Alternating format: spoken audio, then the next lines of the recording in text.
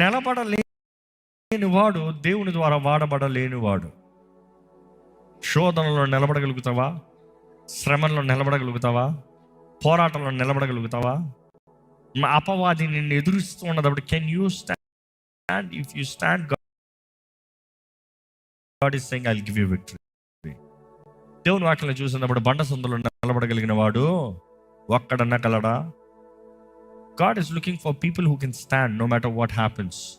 మీ జీవితంలో కార్యం జరగాలని ఆశపడుతున్నారేమో. మీరు నిలబడటానికి సిద్ధంగా ఉంటే దేవుడు కార్యం జరిగిస్తానికి ఆశపడుతున్నాడు. దేవుడు కార్యం జరిగిస్తానికి సిద్ధంగా ఉన్నాడు. If you can stand. మీ పక్కన ఉన్న చూసి చిరునవ్వుతో నిలబడతామా అని అడగండి. ఏమంటున్నారు?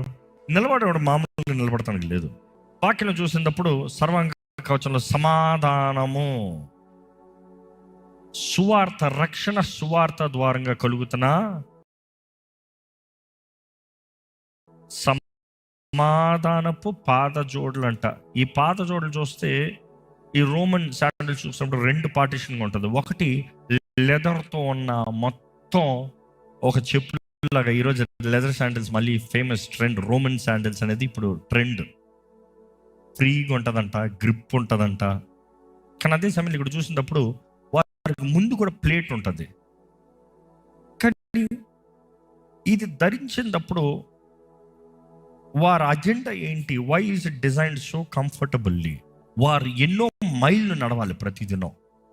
ఒక ప్రాంతం నుండి ఇంకో ప్రాంతానికి మార్చేయాలి. వారి చెప్పుల కింద చూసినప్పుడు మేకులు రివర్స్లో కొట్టుకుంటాయి లెదర్లో నుండి.